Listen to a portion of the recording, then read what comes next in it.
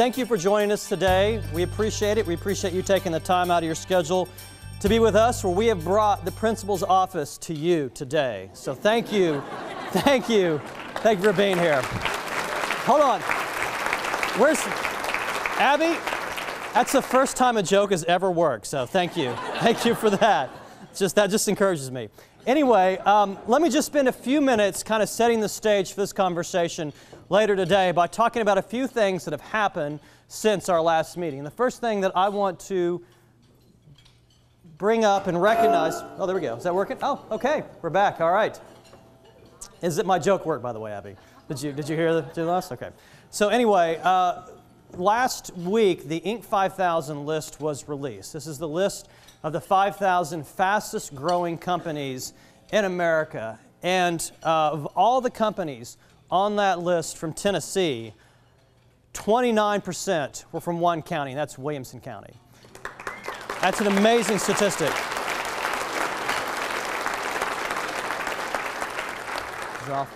It's also worth noting, too, that 64% of the companies on that list from Tennessee were from Middle Tennessee as well.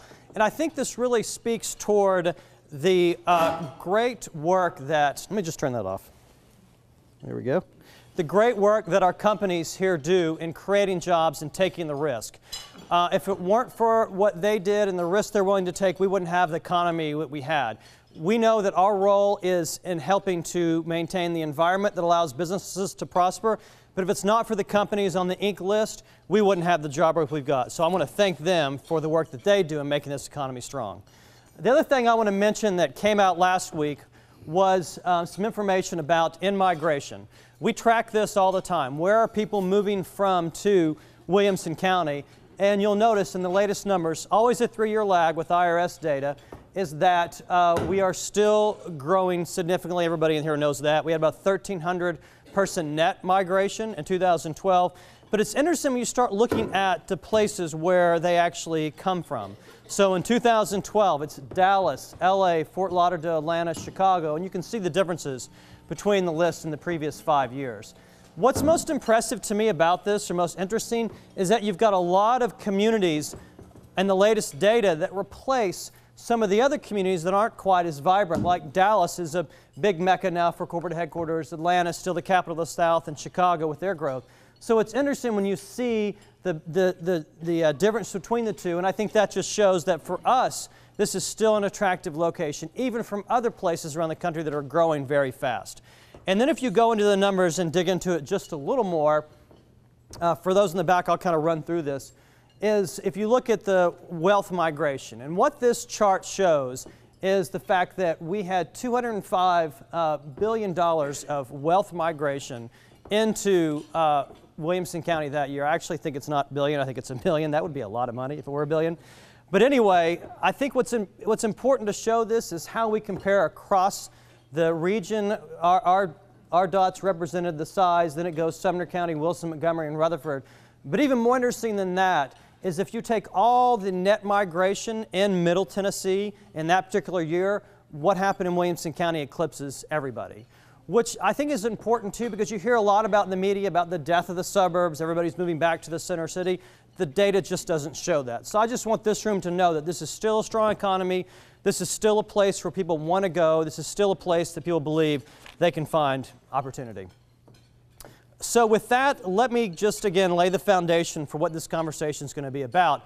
Because in Williamson County specifically, our education system is the foundation for economic development. And before I get a chance to introduce today's speaker, I also want to talk about how important Franklin Special School District is to Williamson County as well. We are blessed and fortunate to have two really strong public school systems here, and I just want to acknowledge the hard work that Franklin Special does preparing the kids to move into the upper grades in Williamson County schools. The partnership we've had is really focused almost exclusively in Williamson County schools because we've been focused on providing relevancy for these students as they are prepared for the jobs of today and tomorrow. As we continue to evolve as an organization, we'll find ways to engage Franklin Special School as we continue to build our educational partnerships. So now let me just take a moment to introduce today's speaker, Dr. Mike Looney. He's the superintendent of Williamson County Schools. Dr. Looney has served as superintendent since December 2009. During his tenure, the district has excelled to unprecedented levels of success. Williamson County Public Schools boasts a record composite average ACT score of 23.5, the highest ever TCAP scores, and now leads the state and nation in advanced placement, course participation, and exam pass rates. Dr. Looney's prior experience include being a school principal, assistant principal, and classroom teacher. He also proudly served in the United States Marine Corps for 7 years and 6 months. His full bio is in your program. Please join me in welcoming Dr. Looney to the stage. Mike. Thank you.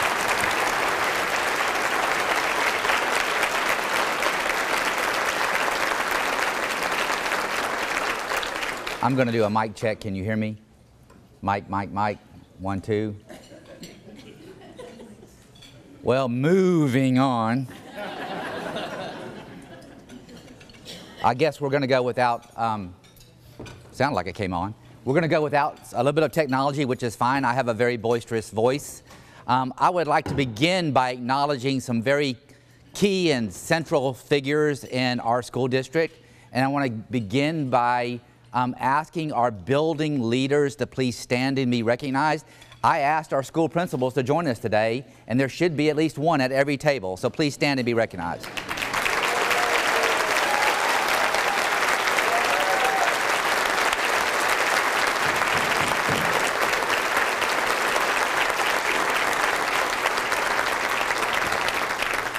We also have a number of central office staff members that are the glue that keeps the machine working behind the scenes. They make us look good as a school district because they dot the I's and cross the T's. So if you're a central office staff member, I know a lot of you are right here, please stand and be recognized.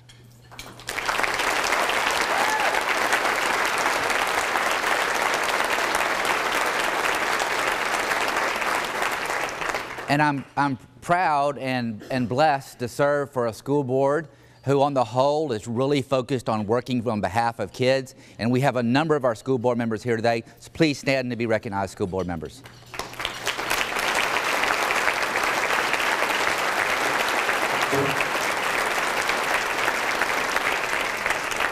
Our sister system is represented very well today.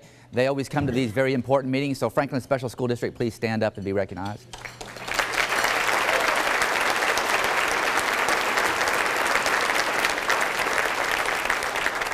And then last but not least, we have several elected, it would be the elected officials I would have a football. We have a number of elected officials, the mayor's office from both municipalities and county government, any other elected official. I know Charles Sargent is here, a very dear friend of us in the education world. Please stand and be recognized, all of you, county and city.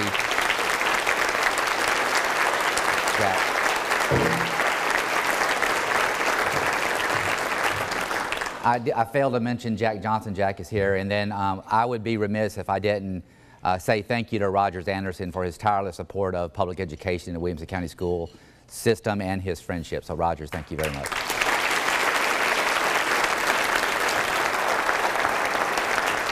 All right, moving on. You're gonna sense a theme here in just a moment. I want to begin by giving you my contact information. I purposefully list my cell phone number on it, and I want you to know that every student in our district has access to my cell phone number, as do their parents. So I am asking you to pull your device out and put it in contact. I'm going to give you an assignment here in just a moment, so you might as well go ahead and oblige. My email address is listed, as well as my Twitter feed. There's a lot of really cool things that we put out in social media, and Twitter is one of those ways that you can kind of follow along. This past Monday, I happened to have been in one of our high schools, and I walked into an English 2 class. I spend about a third of my day trying to be in a school and watching and observing and participating in what's happening. And in this particular English class, the students were engaged in an activity, and I felt compelled to get engaged, as I often do. And so I looked at the young men and women in that class, and I said, I have an assignment for you, and instead of you turning that assignment into the teacher, I want you to turn the assignment into me. And so I tasked them with writing one complete sentence on a given topic, and then to send me or to give me their assignment. And so I'm going to do the same for you. And the reason I'm doing this is I'm taking your assignment back to the high schools that I'm engaging in, and I'm going to be sharing your complete, well thought out written sentences with them. And so, seriously, what I'd like to do is give you a topic, and sometime between my conversation with you, please text me or email me your complete, well thought out sentence on this topic. You ready? I'm giving you the same topic that they had. The topic is this: tell me something important that you know about styrofoam. Random topic. What I want from you is a well thought out, collegiate level sentence. You have my email and you have my phone. You can text it to me. Now, I did this assignment in 2 high schools this week, and I want to share this with you to kind of set the stage for the fact that education is changing. So the students proceeded to do this assignment, and I said, now I want you to send it to me. Write it on a piece of paper, give it to me, email it to me, whatever you want to. And a student in the back looked at me and smiled, as only students can do, and he said, I'm going to show Dr. Looney. And he pulled out his cell phone, and he said, Siri? And he did voice to text, which was an awesome, awesome moment to punctuate the fact that educational landscape is changing in America.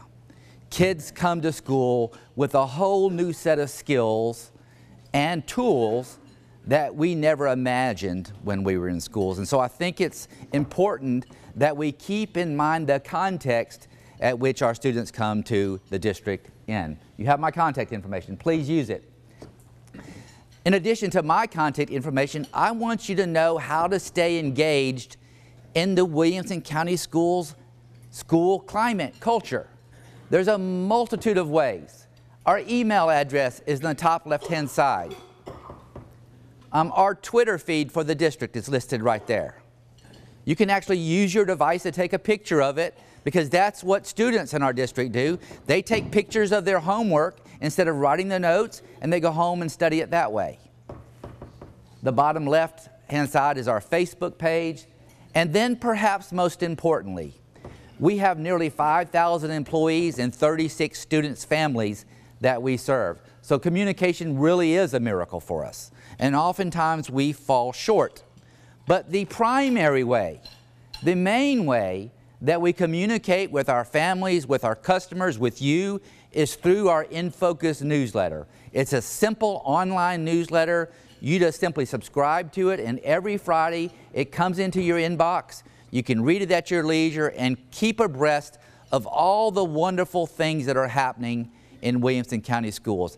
I personally ask you to subscribe to that newsletter just to stay informed about what's happening in our district. And there are so many things happening. We have highlights of students, highlights of employees, some of the best video segments I've ever seen in my professional career created by students in our district.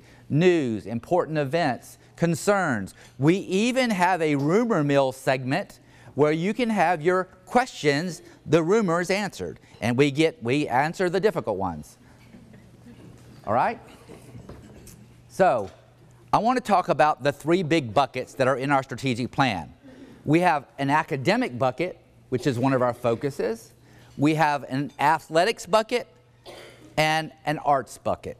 Our goal as a school district and as a school community is to become nationally renowned for the excellence in arts, academics, and athletics. So I want to give you a little bit of a progress report about where we are in those 3 big categories. First, WCS students posted the highest ACT composite scores in 2015 in the district's history. We're better off than we ever have been on the ACT, which is one of the assessments to go to college. Now, on the surface, that sounds good, but I want to tell you something. There is a rest of the story, as Paul Harvey says. The rest of the story is this: that on Wednesday of next week, we're going to have a news conference because the latest ACT scores are going to be published by the state. And we have a goal in our district by 2017 to get to a 24 average ACT composite score.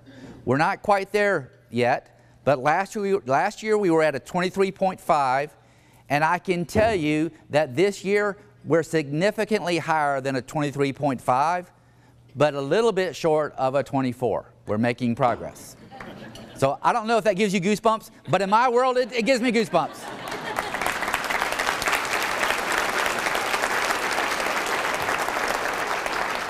Now, related to that is you say, so what? So what? You got good ACT scores and you go to college.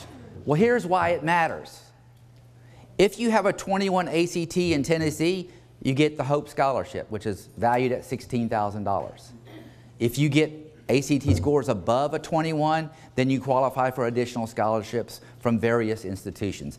This last graduating cohort earned $135,900,000 in scholarship money. Think about that. That's in excess of $50,000 per graduate awarded.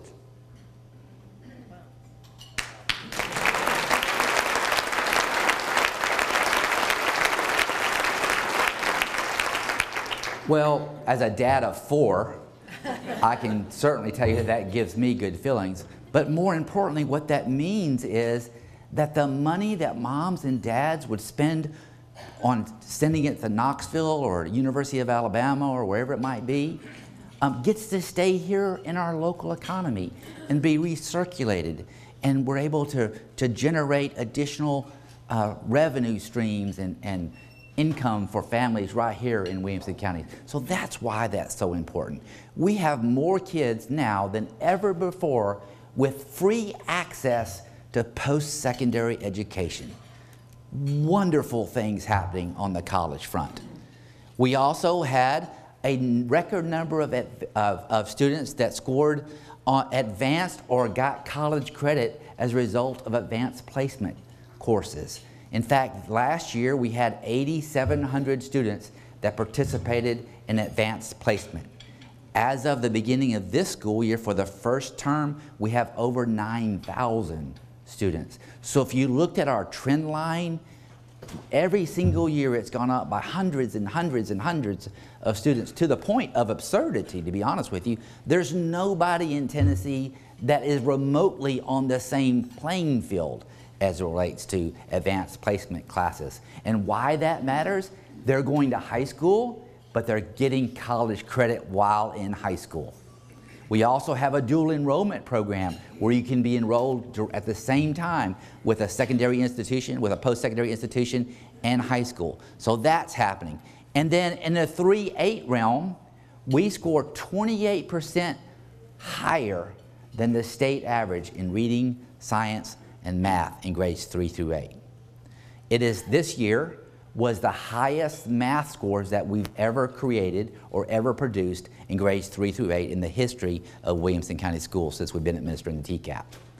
To be honest with you, we're flat in the area of science, and we took a small dip in the area of reading, and we understand why. It has to do with special education students and honestly a little bit of lack of focus because of other things happening in our district.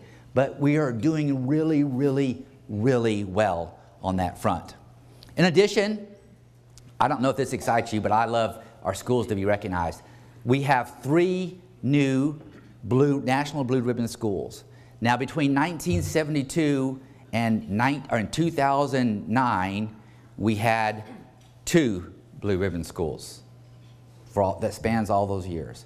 And since the last 4 years, we've added 4 more, so now we have 6. And we have 2 that are in process now to be named in the fall as Blue Ribbon schools. So we went from 2 to now 6, and at the end of this year, we'll have 8 over that kind of time span. We have 28 students that became National Merit finalists this year. Hillsborough Middle School was the first school in Williamson County Schools history to get the Score Prize Award, which is a state level award, which comes with money and all kinds of accolades. And then finally, this year, we have 21 identified state reward schools for being in the top 5% of all schools in Tennessee, which is phenomenal in my opinion. Let's give our principals a round of applause for that work.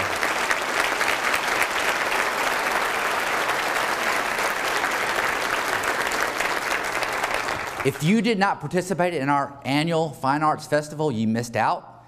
We hold it every year at the factory, and there are thousands and thousands of people that come. It highlights and showcases all of our wonderful art programs. And Mayor, I see the Mayor of Franklin back there. We plan on taking over the city of Franklin very soon with the Fine Arts Festival, so it's outgrowing the factory. We're going to take over Main Street, Mayor. I'm just saying, we're coming. We had 46 All-State Band, Chorus, and Orchestra members perform at the All-State competition. We had 8 Scholastic Art Gold Key winners. And then finally, we had students perform at the most prestigious places all across America. Carnegie Hall, you name the location, we had students there performing in some way artistically, showcasing their talents that they are bringing from right here in Middle Tennessee, specifically Williamson County. And then this is the part that astonishes me. We have 17 state titles this year in athletics. Is that not unreal?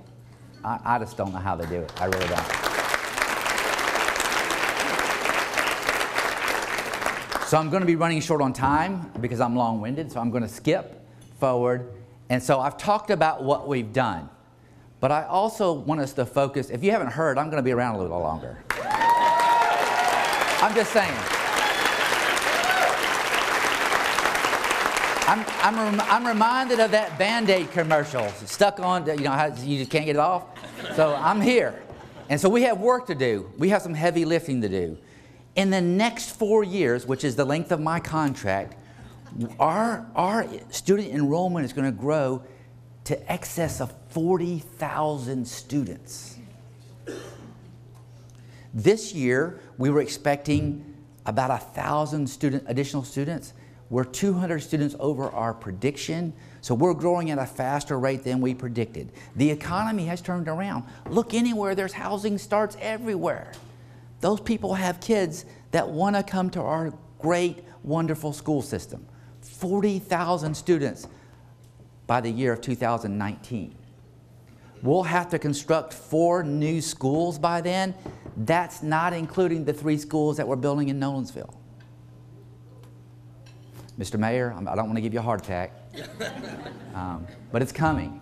Our budget this year was $290 million.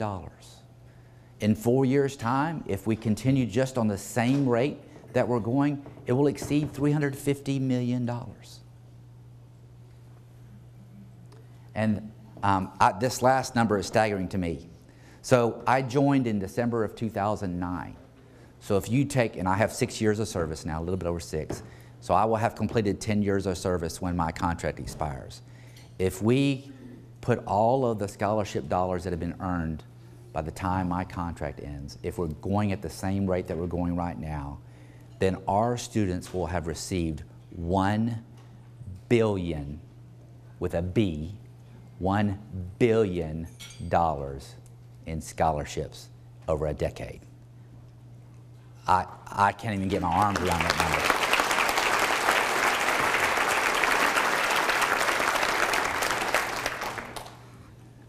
The reality of it is this: I didn't do any of that.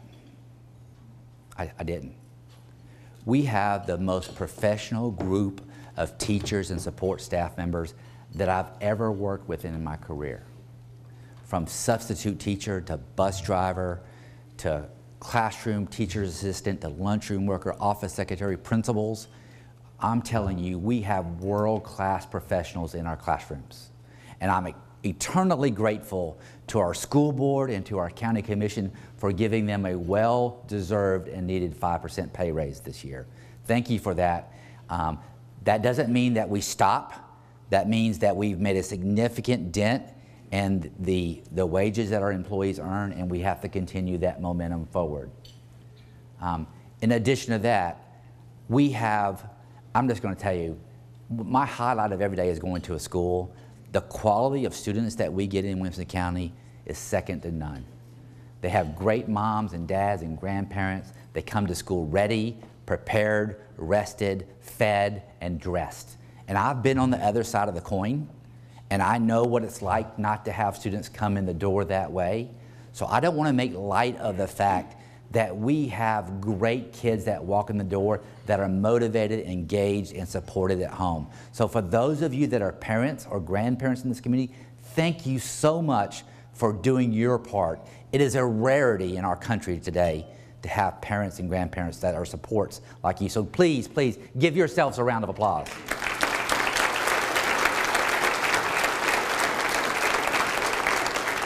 I want to end this segment with this. So in the next 4 years, we're going to grow, and it's going to strain the budget, and it's going to create hard conversations about zoning and about where we put schools and who pays and how we pay for the schools. And the reality of it is I don't have all the answers. But what I do know is this, is we have an opportunity to make our model the nation's model. How do we do public schools well, and how do we get it right? And I sincerely believe, as your CEO, that we have the model in place. We just have to be focused and relentless in our pursuit of the goals that we collectively engage in. So I want to end with this. September, next month, is the official Be Nice month for our school district and our community. If you haven't heard of our Be Nice campaign, it's a very simple message: be nice to one another. And I will tell you, the kids are really good at it, and we have a lot of work to do. And so I think this is an opportunity for us to learn from our students, right? To set a good example. Please get involved in our Be Nice campaign. It's very simple. Just hang a sign in your Be Nice, hang a Be Nice sign in your business, in your enterprise, and have conversations about being nice and model that for students. Students learn more by what we do than what we tell them to do. With that being said, I believe that Matt is going to give me a bunch of questions, and I'm going to tap dance in front of him. So, Matt, come on up, buddy.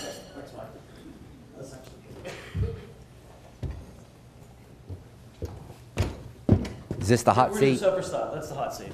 That's right. Luckily, I don't have to scream at you. My mic's working now, so that works well. Thanks for taking the time, first of all, to be here today, Mike, and for talking about what the district means. And I think really giving credit to where credit's due. The teachers, the parents, the grandparents who prepare these kids every day. It is no question this is our economic foundation and economic future. When I talk to companies all the time, whether it's here in Middle Tennessee, it all comes back to the public schools in Williamson County. So you referenced this a couple times in your speech, and you particularly mentioned at the end about being nice. After a really tough year, how do we move forward as a community, in your view? Well, so I believe that, and I had this conversation yesterday with a couple of individuals, I think we have to roll up our sleeves and focus on the work and find common ground in the work that we're supposed to be engaged in, and not into differences of opinion about political ideology or about how we handle necessarily any specific issue.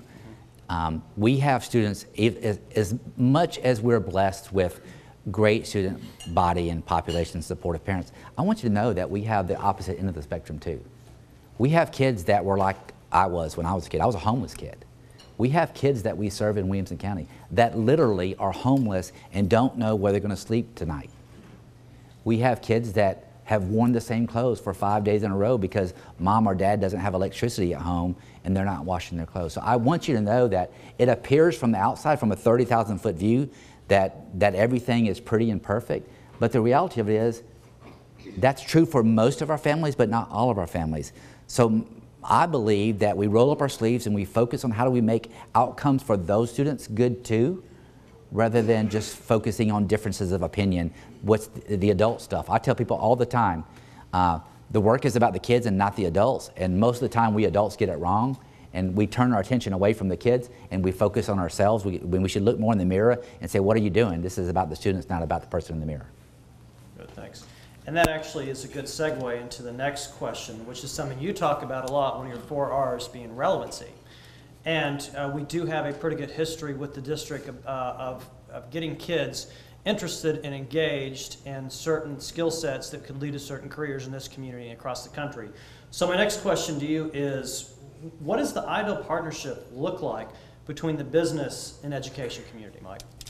Well, first of all, thanks to the Chamber and your leadership specifically for helping us forge a better relationship on that front.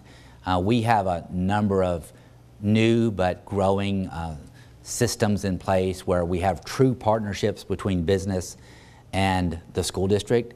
One of the things that I really despise doing is coming to you asking you for money, because I think we do that a lot. And it really should be about how do we support your work through growing mentorships through our students in the district. And so as an example, at one of our schools, we have a partnership that's just been created with Service King, where Service King is providing an educator and we're providing a future workforce, and they're training our future workforce. And so we have this symbiotic relationship where the company is having their need met, but we too are having our need met, and that is educating students on relevant things. The example that I gave you with the telephone and the student was Siri. The reality of it is the growth of technology-related jobs, not only in this region but across the country, is at an unparalleled pace right now. And so we have to, for those of you that are in the IT business, we need mentorships. We need side-by-side dialogue with our students in the business world so that we can sell students on the advantages of a career in IT. Right. So if anybody in this room wants to get involved in those initiatives, how should they go about doing that? Well, we have the good fortune, Matt was fortunate enough to allow us to position a staff member at the Chamber office. And so Rebecca Collins works for the school district, but every Friday she's actually at the Chamber facilitating those partnerships. So you can contact Rebecca Collins at the Chamber specifically, or you can contact me. You have my contact information. Dave Allen is in the room, and so Dave is the director. Dave, stand up so you can be recognized. Where are you? Over here. So he's the director of career technical education. He's available and out in businesses all the time. Call a board member, email a board member. So there's a multitude of ways to engage us, but we want to be engaged, not to ask you for things, but to help you. Good. So this next question, you touched on it in this last answer. It's about teacher recruitment, especially in areas like IT, where it's challenging, where you're competing with a market that's significantly higher for those wages. Talk about just teacher recruitment in general, and especially in such an expensive place to live. We saw this slide earlier with $205 million of net migration here in 2012, the last number we have available. How does that impact teacher recruitment in Williamson County and maybe IT specifically? Well, I think there are multiple prongs to teacher recruitment, and I'll add on there bus driver recruitment. That's my next question. Okay. Thank you for that. Sure. The reality of it is most of our single teachers that are brand new to the profession don't live in Williamson County because of affordability. They rent apartments in Nashville and they drive south every day. And the reality of it is Nashville pays more, and we're never going to be in a position to pay as much as Nashville. So from my perspective, what I've tried to focus on is building a school district culture and climate where people feel valued, welcome, wanted, and worthwhile. And so the community is part of that process. And I will tell you, our parents do an amazing job of loving on our school building teachers and principals, you know, making sure that when their birthday comes, they get a card or whatever it might be. I also think it's incumbent upon us all as a community to try to allow for working conditions that are conducive to people experimenting, taking risks, and perfecting their craft. Would more affordable housing options benefit the district? I mean, have you ever heard that as a reason why you can't recruit a certain teacher? It certainly would help on the teacher recruitment side, but would also grow our student population. So I think there's a fine line there. If you were to build an apartment complex that was exclusive to teachers, I think it would be a very effective strategy. Good to know. It would be interesting for sure, right? So I did say I wanted. It would have to be gated for sure. Yes, it would have to be at least one gate, right? So let me ask the question then about, you brought this up earlier, about bus drivers. And that, you know, it really relates to the question about, you talked about growth being a big challenge. We know it's a big challenge. Everybody in this room who drove here today knows that growth is a big challenge. So talk to me about how what the district's role is, you think, in reducing traffic congestion, because we all know once school starts, the traffic comes back in full force and only gets worse every year. Yeah, we have been working diligently to convince families about the benefits of riding a school bus, but the harsh reality of it is we currently don't have enough school bus drivers. We have all kinds of strategies in place where we're trying to recruit them, but let's face it, it pays $14 an hour. It's a tremendous amount of responsibility, and there are plenty of jobs around for $14 an hour that don't carry that kind of responsibility. So it is an ongoing challenge for us. We're trying to do some things out of the box. So we're trying to convince people, perhaps even people that are in your segment of the world, that would be willing to drive just a morning route. Be finished by 8:30, go about your day, and then we could find somebody else to job share and run an afternoon route. So it's going to require us thinking out of the box. But I will tell you that in our community, in a community of affluence, a community that really prides itself on convenience, a lot of parents feel compelled to physically drive their children to school, and that obviously exacerbates the rush hour traffic. Our school board has had conversations about shifting the school day. There are a multitude of reasons why that would and would not work well. We're studying those issues, but I don't see that as you know, a concrete solution to the continuing traffic challenges that we have in the community as a result of growth overall. Okay, thank you. I think our mics might have gone out again, so we have to scream at each other now. All right. You referenced this earlier about the way that teachers are treated and valued. Talk a little bit about your own philosophy when it comes to imparting leadership skills and developing leaders with the staff, with the teachers, with the administration of the school system. Well, one of the shortcomings in traditional education settings is that teachers get stuck in the classroom. There's not really a lot of room for them to grow. So in our district, we have provided mechanisms to increase their leadership experience through building leadership teams where you have committee chairs. We actually have an aspiring administrators academy for those people that are looking to get out of the classroom. They have a shadowing experience that they can go through where we groom our own principals. So if you look at our history of hiring, we have about a 50-50 ratio. 50% of our principals come from within the district, and about the other 50 come from outside the district. So you have a nice balance of new blood, but people that have experience in the trenches.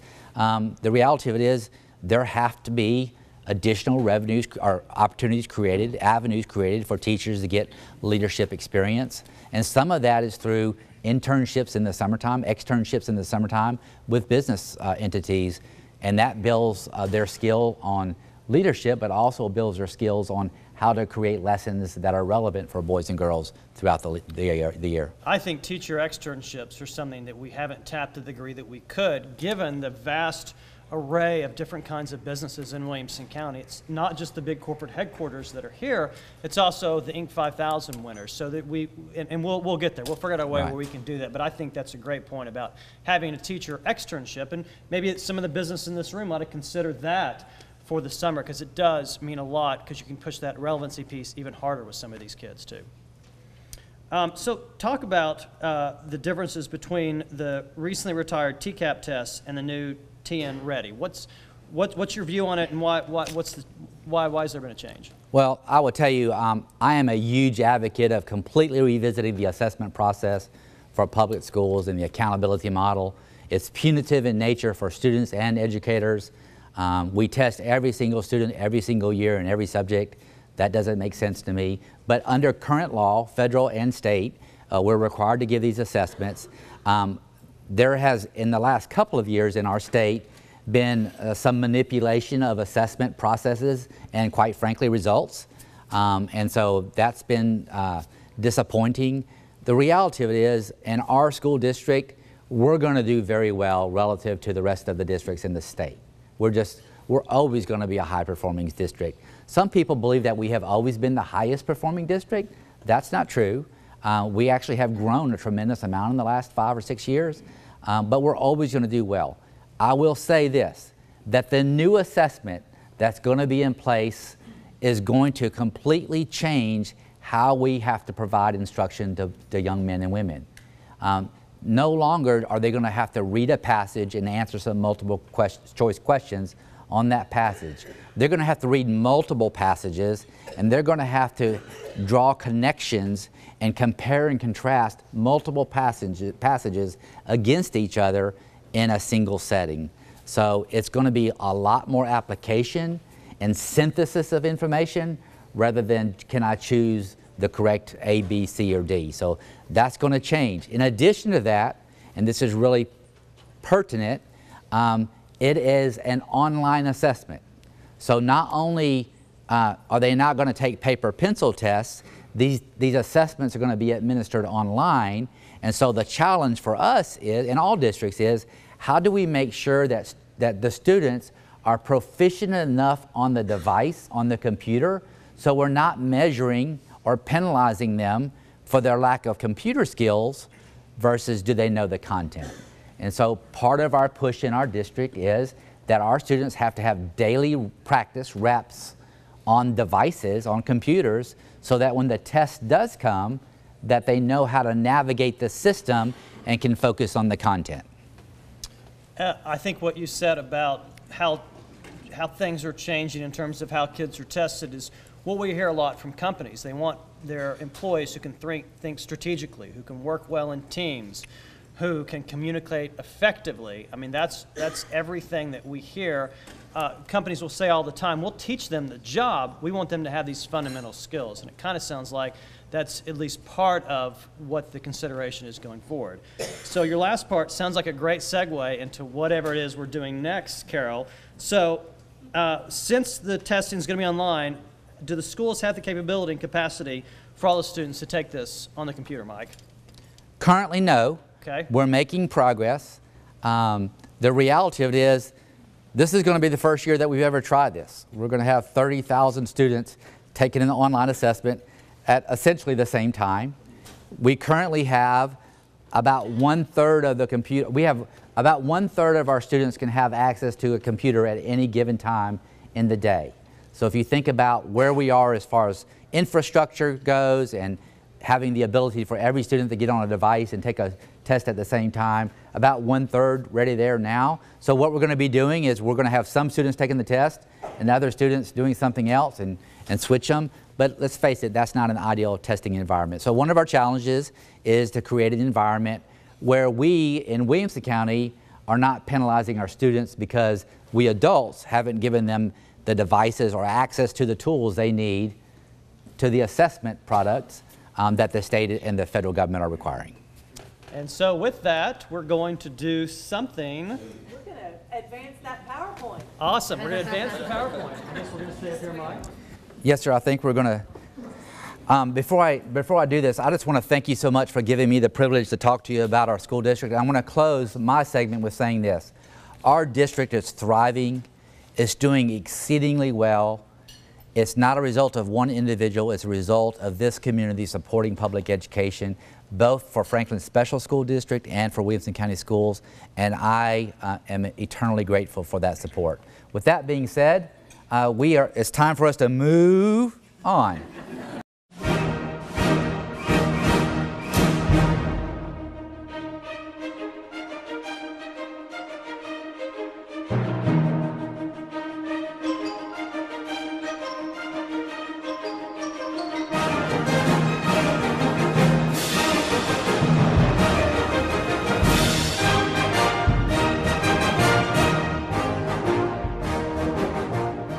Today the classroom is different.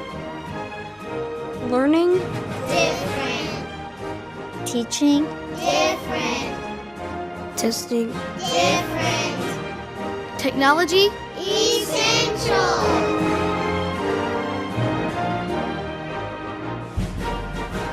Help us feed our cows.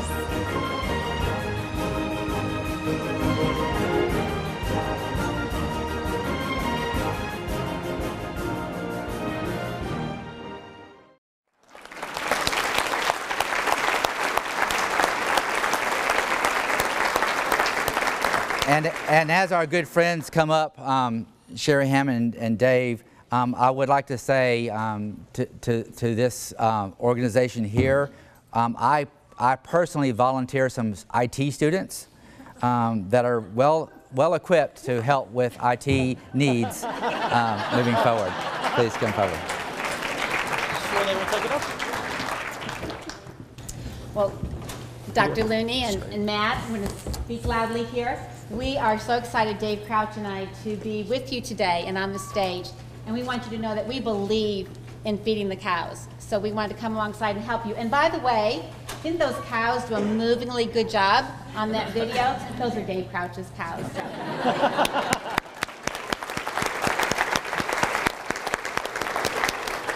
We, Dave and I, are so privileged because we've gathered together a group of small businesses and some individuals who also believe in our schools, believe in technology, and want to help feed these cows. So I want to introduce you to them, but first I want to say 2 thank yous. First of all, to the teachers, the principals, the faculty, the staff of Williamson County and Franklin Special School District. Thank you.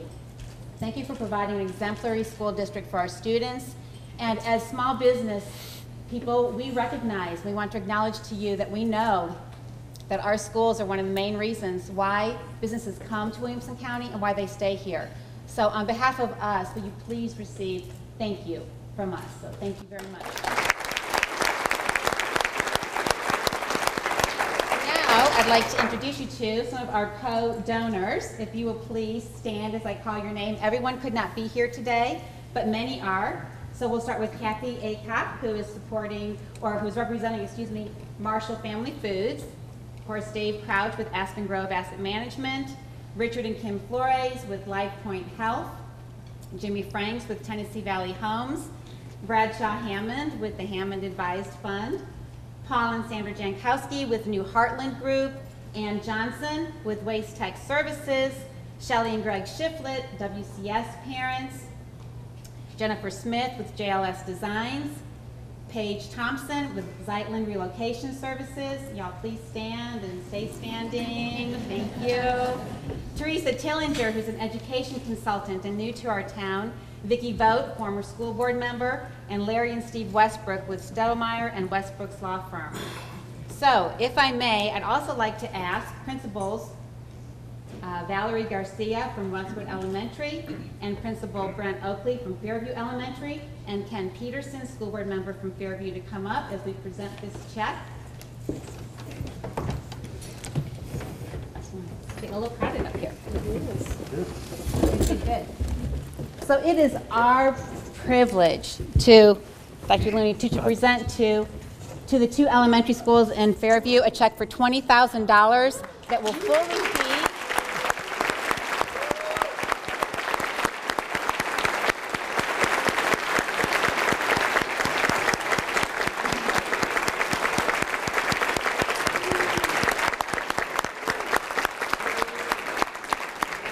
be able to fully feed 2 cows, 1 for each of the elementary schools. Thank you. Thank you very much. You're welcome.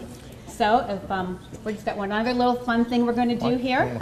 Yes, sir. Come I'm over going here. to shift down here, and you are welcome. Come on, buddy. If you want. And we're going to turn it over to Dave, and we have a little He has to have chocolate. the chocolate. I feel really So- bad for my kids. I make them drink this. Thank you. You know, you've heard of the Ice Bucket Challenge. Well, now we have the Milk Challenge. And we were... Okay. We were... Oh, yeah, see, it's not just me.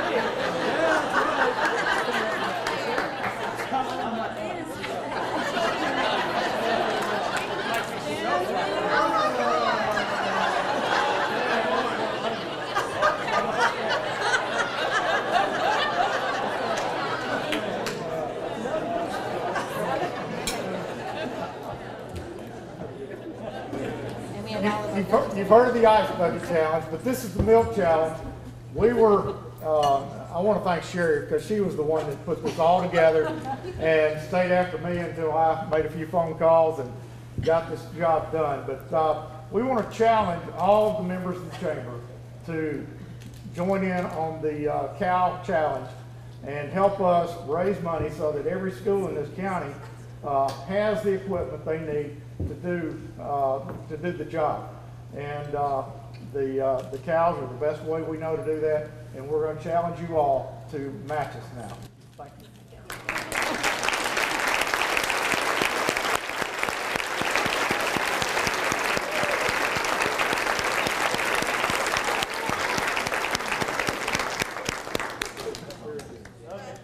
Thank you. I'd offer you some, but there's none left. Anyway, thank you so much for coming today. Just a few announcements before we leave. And a note to the principals, too, to make sure that you stay behind for a group photo just a few minutes after we're done. I also want to take a minute to recognize Ann Massa with Tennessee Achieves. If you want to stand up. Anybody who's interested in being a mentor for Tennessee Achieves, this is the program. It's a last dollar scholarship for kids in school to attend community college for free. So anybody who's interested in serving as a mentor, 3 people from our staff actually did it. It's a great experience. Please see Ann after this. We'd love for you to get involved that way. Thanks for coming today. We appreciate it. Thanks for your support of our school system, of our community, and we look forward to seeing you in September. Thanks.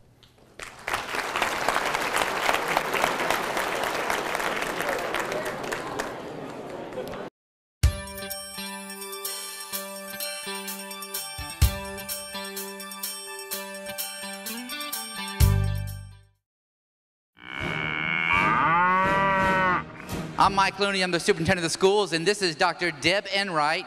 And Dr. Enright is in charge of community engagement and making sure that we get all the resources that we need for the boys and girls in Williamson County. And you've dreamed up something unusual? I think so, but I think it's perfect for today, and it's perfect for Tennessee, and it is perfect for Williamson County. It's kind of moving. It is utterly awesome. Oh, I get it. Utterly awesome. Okay, I get it. So tell us what we're doing. Well, we're going to feed some cows. We're going to feed some cows. Yeah, but these cows find themselves in schools, classrooms. Cows in classrooms? Yeah, it's something called CART, C, on, O, wheels, W. Cows, carts, computers on wheels. Right, computers Okay. on wheels. So if we have a cart, it's empty, sad, hungry. Yeah, so the deal is that we want to provide all of our classroom teachers with the resources they need to offer 21st century tools to the boys and girls in Williamson County schools. And so we're going to have this milk challenge to help us feed the cows. That's exactly right. Awesome. And we're going to also call on the community, everyone, not just people who come to our schools, not that just the little ones. Everyone in the community can help us feed our cows. So speaking of members of the community, I see some school board members here. Come on up here. We got Mr. Rick Wimberly, Jay Galbraith, and Dan Cash from the Williamson County School District. Come on up. Grab a milk and come on to center stage. And you have some support systems with you. Come on up, come on up. And Mr. Mayor, come on up with us too. Mayor Rogers Anderson. And so the deal is that we're going to be challenging people to drink a glass of milk. Am I missing somebody? Mayor Patty Carroll, I am so sorry. I'm excited. The home of the dairy cows, Fairview, Tennessee, right? So we're going to be challenging people to drink a glass of milk and to make a small donation to the Williamson County School District, small being $5 or more, exactly. or $100,000 or less. $100,000 less. Yeah. We can do that too. $5 to $100,000. And for more information, they can go to our website. The more you donate, the more cows we provide our students. So with that being said, ladies and gentlemen, I would like to challenge you to drink a glass of milk with me and to make a donation to the Williamson County School District. Hey, you know and what? I want to, my challenge is going to go to Dr. David Snowden from our sister school district, and to the senior office staff members, and then I'm going to ask y'all to challenge another individual or group as well. So Dr. David Snowden, to Williamson County School District administrators, I chose chocolate.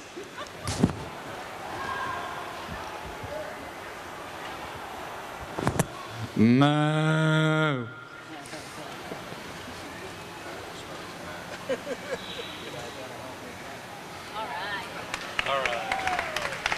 So I'm going to challenge the principals and the PTO presidents of a few of my schools in my district for Ravenwood High School, Woodland Middle, and Crockett Elementary School. the principals and the PTO presidents to have a glass of milk and make a challenge and go challenge some others as well.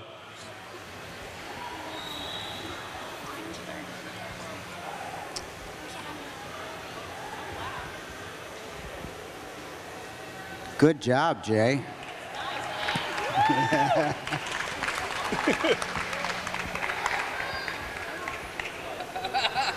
Good job. My challenge is going to go out to the Board of Education to drink a glass of milk and donate to the cow. We need them in the classroom. And I'm going to be smart, Jay. I'm going to let my grandchildren help me drink this.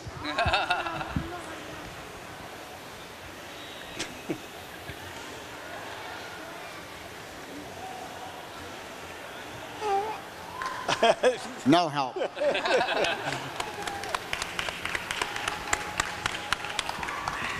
Oops. Way to go, Mr. Cash. And first of all, I accept your challenge. I will donate on behalf of the Williamson County Board of Education. And I'd like to challenge the board of the Education Foundation of Williamson County. Let's feed some cows.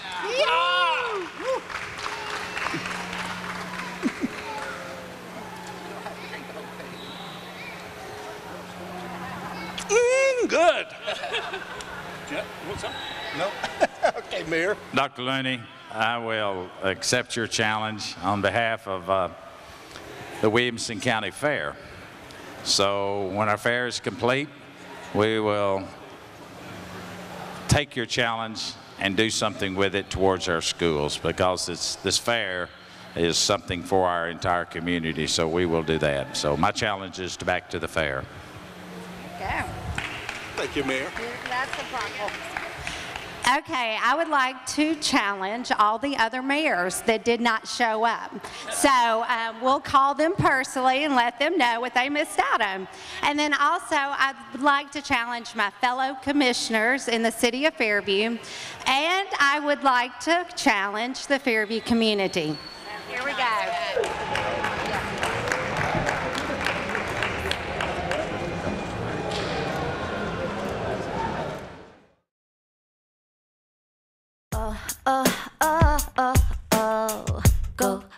Go on and be nice. This is Be Nice 2.0. It's our second year of having a Be Nice extravaganza. And today is really, I'm kind of thinking about it in my head as a leadership summit. We're really taking the message of Be Nice and putting some muscle behind it, and teaching our students what tools they need to live the Be Nice message. And they're getting those strategies and those tools and workshops today to help them with that. So it's really taking the Be Nice message to the next level. It's an awesome, awesome day.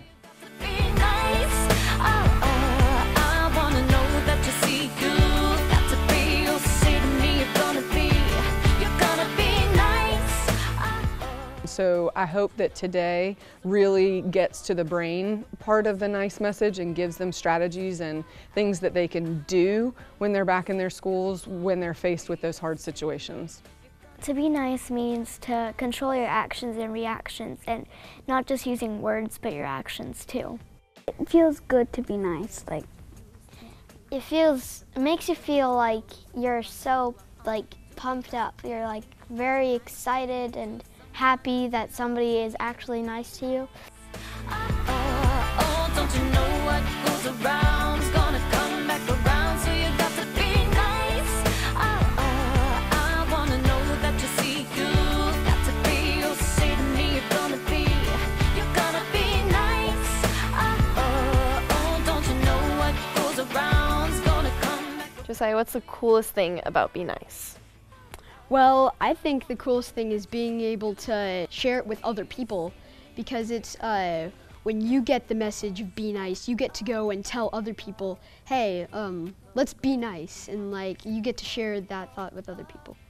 And I think that's a powerful message, that we continue to remind kids that they can change the world. And the only way that they can change the world begins, the seed of that change is kindness. And I think giving them as many of those things in their brains to, one, remind them that they can change the world, and two, to give them the tools to change the world through kindness is where we should continue to head.